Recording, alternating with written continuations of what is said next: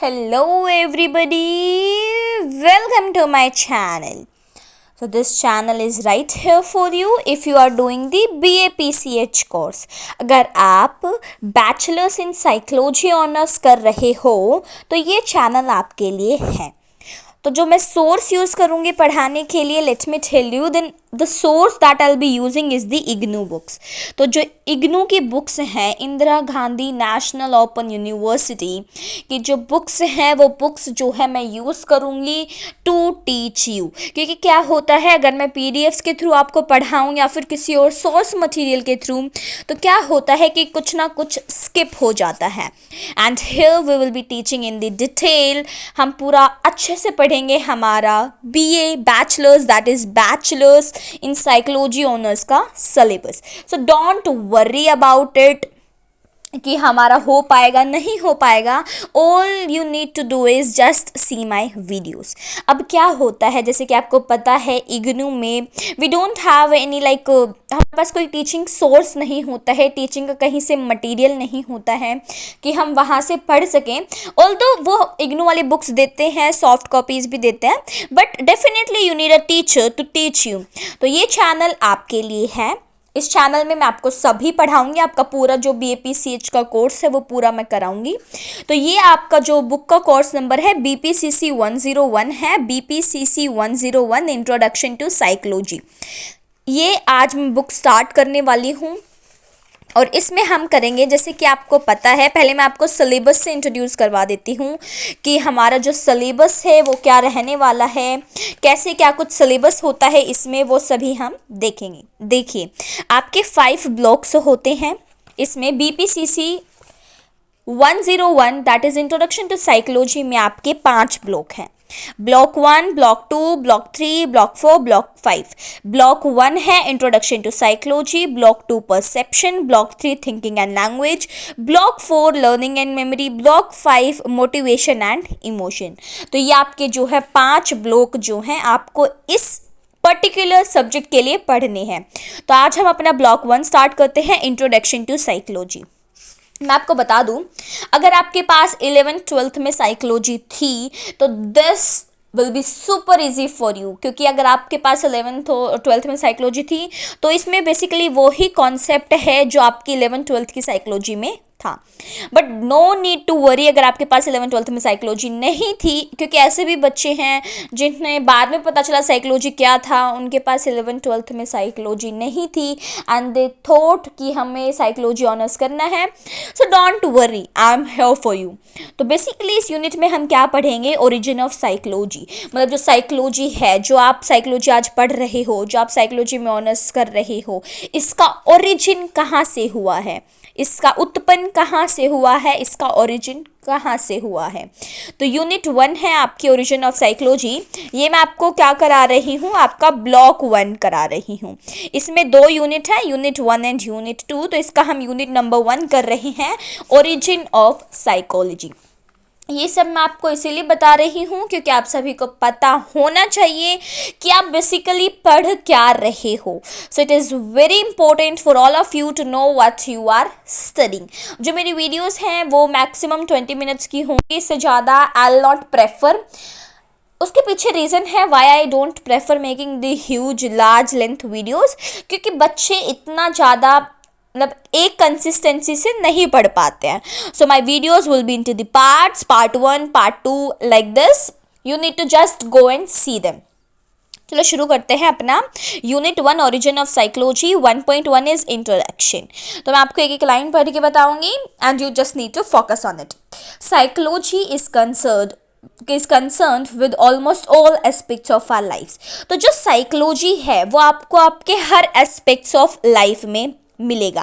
मतलब आपके daily living का एक सब्जेक्ट है साइकोलॉजी. साइकोलॉजी कुछ एक अलग से उठ के कोई सब्जेक्ट नहीं आ गया है, आपके डेली लिविंग से ये कनेक्टेड है, रिलेटेड है.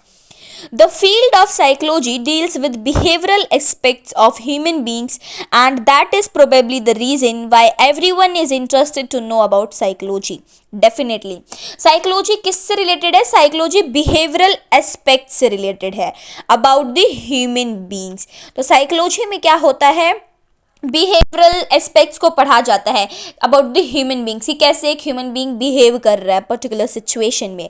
तो अब जो ह्यूमन बींग का जो बिहेवियर है वो क्या है, वो डेली लाइफ, हमारी लाइफ को अफेक्ट करता है, हमारी डेली लिविंग को अफेक्ट करता है। तो साइकोलॉजी इज नॉट समथिंग कि वो एक ऊपर से आसमान से उड़ के आ गया है, it's like it's related to your daily living. On the other hand there are many misconceptions about psychology also. अब देखो क्या होता है, बहुत सारे मिसकनसेप्शंस हैं, गलत फहमियां हैं लोगों के मन में about psychology. Many people think that psychology deals with dealing of abnormal people only. कुछ लोगों को लगता है कि साइकोलॉजी सिर्फ एबनॉर्मल पीपल को डील करता है। एबनॉर्मल पीपल कौन होते हैं, those who does not behave like a normal people, उसे हम बोलेंगे एबनॉर्मल पीपल। तो कई लोगों का ऐसा मानना है, ऐसा सोचते हैं that psychology deals with dealing of abnormal people only, कि साइकोलॉजी में क्या होता है, सिर्फ एबनॉर्मल पीपल से ये लोग हैं जो डील करते हैं। Some other feels that psychologist can read your mind just by looking at you. कुछ लोगों का ऐसा मानना है कि साइकोलॉजिस्ट आपका दिमाग पढ़ देते हैं सिर्फ आपको देख के ही, like they'll see you and they'll tell what's going in your mind, your face और फोरहेड। तो आपका माथा देख के, आपका फेस देख के वो बता सकते हैं कि आपके दिमाग में क्या चल रहा है। पर लेकिन ये सभी क्या है, मिसकंसेप्शंस हैं, ऐसा जेन्युइन में नहीं है। They tend to equate psychologists with astrologers। तो ये क्या, जो लोग हैं जिनमें मिसकंसेप्शंस हैं, ये क्या मानते हैं कि साइकोलॉजिस्ट कैसे हैं, एस्ट्रोलॉजर्स जैसे हैं। अब एस्ट्रोलॉजर्स क्या होता है, सी विल सी हियर। एस्ट्रोलॉजर्स जो स्टडी करते हैं एस्ट्रोलॉजी की, एस्ट्रोलॉजी मतलब जैसे जो हमारे स्टार्स होते हैं, प्लैनेट्स होते हैं, इनकी मूवमेंट्स के अकॉर्डिंग जो है ये स्टडी करके पता कर लेते हैं कि मतलब how will be the good luck and all, so that's astrology. तो ये साइकोलॉजिस्ट कई एस्ट्रोलॉजर्स मानते हैं, साइकोलॉजिस्ट को कंपेयर करते हैं एस्ट्रोलॉजर्स। जेमोलॉजिस्ट, जेमोलॉजिस्ट कौन होते हैं, who are specialist in gems. Numerologist, numerologist कौन होते हैं, who believe in numerology, like they'll see the number, birth date, month name and all। palmist, palmist कौन होते हैं, जो आपका हाथ देख के, जो आपके हाथ की लाइंस होती है उन्हें देख के they tell something related to it। और ग्राफोलॉजिस्ट, ग्राफोलॉजिस्ट क्या होता है, the way the person right by hand, उसकी राइटिंग को देख के उसके स्टाइल के बारे में बताना एंड ऑल। तो मतलब साइकोलॉजिस्ट को लोग अलग अलग फील्ड से कंपेयर करते हैं, बट जेन्युइन में ऐसा नहीं होता है। ये सभी आपने क्लास 11th में भी पढ़ा होगा, if you had psychology as your subject. If not then कोई बात नहीं, मैं आपको अभी बिल्कुल डिटेल में पढ़ा रही हूँ, इस तरीके से पढ़ा रही हूँ कि किसी भी बच्चे को किसी भी टॉपिक में दिक्कत ना आए। You might have heard the term psychology, psychological, mental, etc. Definitely आपने ये terms कहीं ना कहीं सुनी होंगी अपनी ज़िंदगी में, आपकी लाइफ में। But do you know what is the meaning of psychology and how did it evolve? तो चलो आपने ये तो सुन लिया नाम psychology। आपको ये पता है कि ये कहाँ से इसका ओरिजिन हुआ, कहाँ से ये आया, हाउ इज इट। साइकोलॉजी क्या है, एक साइंस है या आर्ट है? क्या आपको पता है साइकोलॉजी एक साइंस है या आर्ट है? What is the science and what are its characteristics? क्या किसकी characteristics हैं? What is the subject matter of psychology? Psychology का subject matter क्या है? In this chapter, you will find answer to these and many more such questions. By studying psychology, you will be able to understand what psychology is and what it is not. तो आप जब भी psychology को पढ़ोगे तो आपको पता चलेगा psychology क्या है, क्या नहीं है। ये just introduction है। आपको इस इंट्रोडक्शन से भी काफ़ी कुछ पता चल गया होगा कि साइकोलॉजी, बहुत लोगों के मिसकंसेप्शंस होते हैं दैट साइकोलॉजी इज़ लाइक जो अब नॉर्मल पीपल से डील करते हैं, साइकोलॉजिस्ट को एस्ट्रोलॉजिस्ट, जेमोलॉजिस्ट, न्यूमरोलॉजिस्ट से कंपेयर करते हैं, but in actual what it is वो हम आगे पढ़ेंगे। But by studying psychology, you will be able to understand what psychology is and what it is not. This unit introduces the subject of psychology. So with this, your 1.1 is done. Now let's move to 1.0, that is objectives.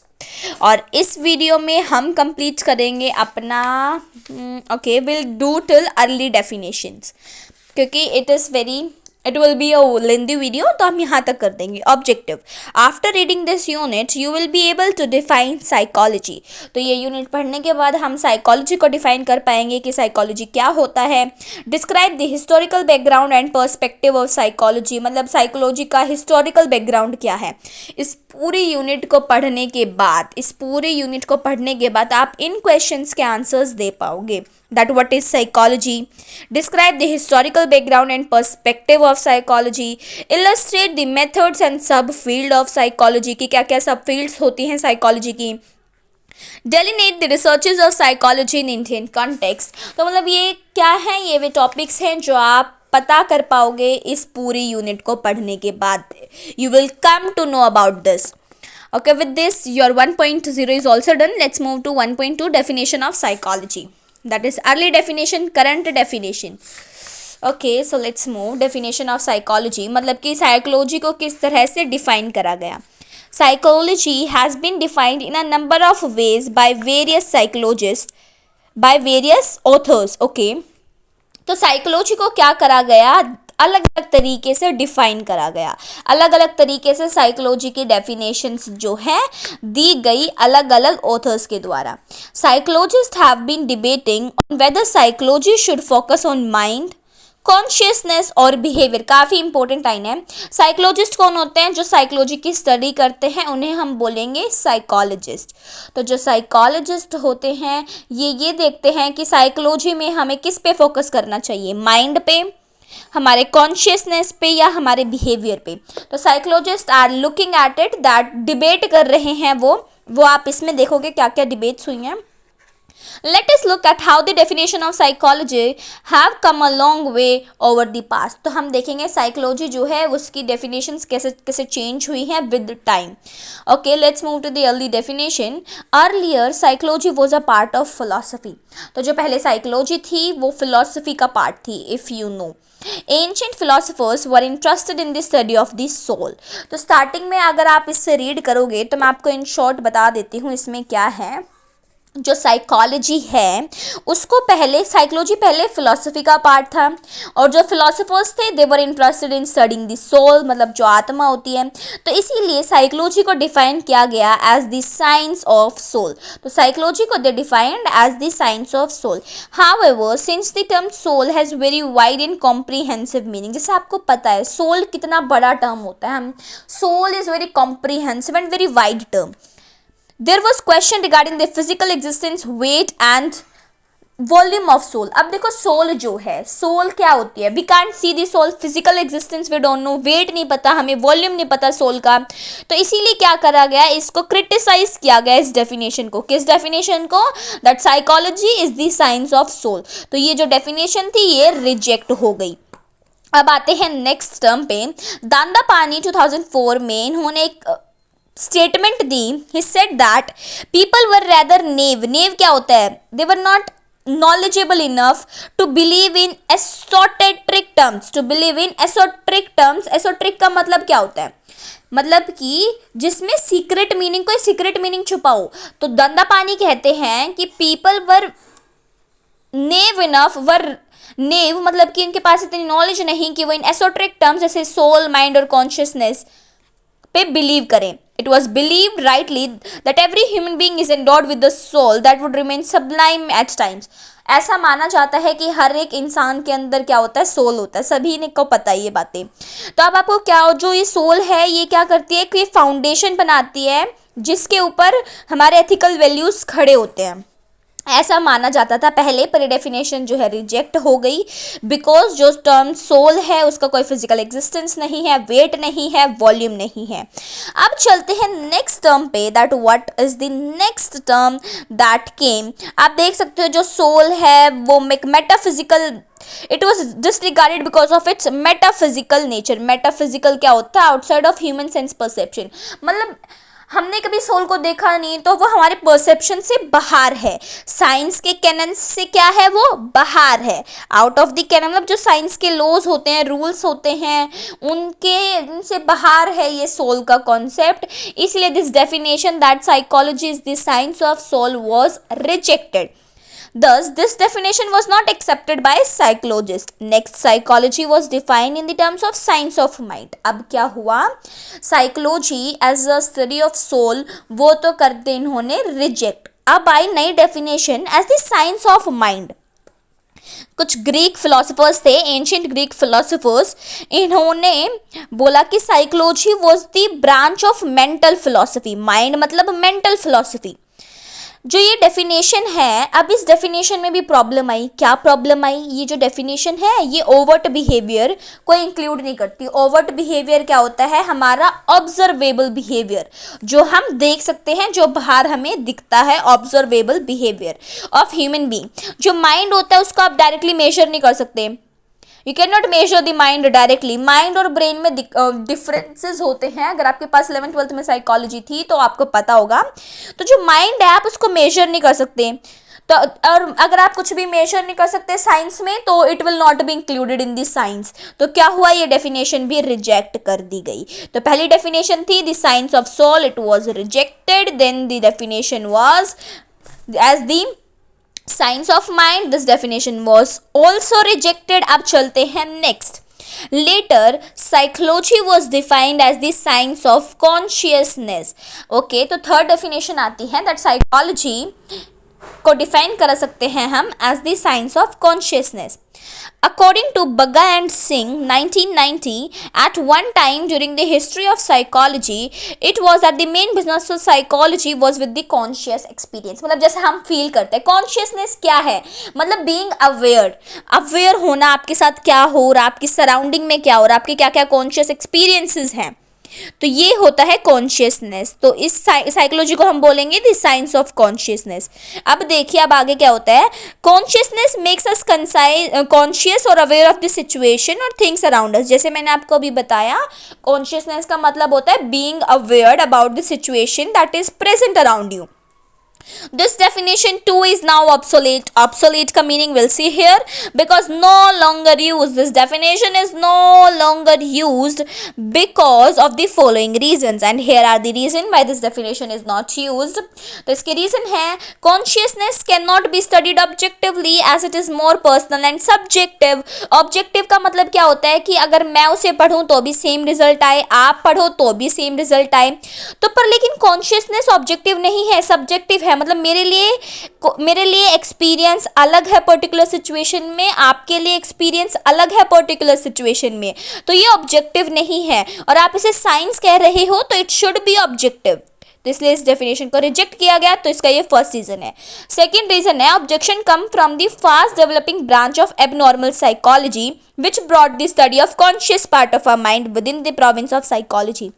अब क्या होता है, जो हमारा unconscious part है उसकी study भी की गई, उस पे भी जो है रिसर्चेस हुई और उसको भी साइकोलॉजी में इंक्लूड कर दिया गया. तो यहाँ पे तो सिर्फ साइकोलॉजी को कैसे डिफाइन किया गया, as the science of consciousness, पर हमने अनकॉन्शियसनेस को भी इंक्लूड कर दिया इसके अंदर. तो अब ये डेफिनेशन तो रिजेक्ट हो ही गई. जो कॉन्शियसनेस टर्म्स हैं ये डज नॉट इंक्लूड एनिमल और ह्यूमन बिहेवियर. तब ये बिहेवियर को भी इंक्लूड नहीं करती. तो दिस इज रिजेक्टेड. तो अब तीन डेफिनेशन हमने रिजेक्ट कर दी हैं, not us the psychologist. Number 1 is the science of soul, number 2 is the science of mind and number 3 is science of consciousness. अब चलते हैं नेक्स्ट पे. The term consciousness was also suppose to have a philosophical tinge. जो consciousness है इसमें थोड़ा philosophical जो है, थोड़ा फिलोसफिकल फीलिंग भी आ रही थी. And it was not accepted by the modern scientific minded psychologist. तो जो मॉडर्न साइकोलॉजिस्ट थे वो इसमें बिलीव नहीं कर रहे थे इस डेफिनेशन में. तो फाइनली मॉडर्न एरा में साइकोलॉजी को डिफाइंड किया गया as the science of behaviour. In the early decades 20th century में वॉटसन, जो कि फादर हैं, किसके फादर हैं, स्कूल ऑफ बिहेवियरिज्म के, इन्होंने डिफाइन किया psychology as the study of behaviour. याद रखना, Watson father of school of behaviourism, इन्होंने जो है डिफाइन किया as the study of behaviour.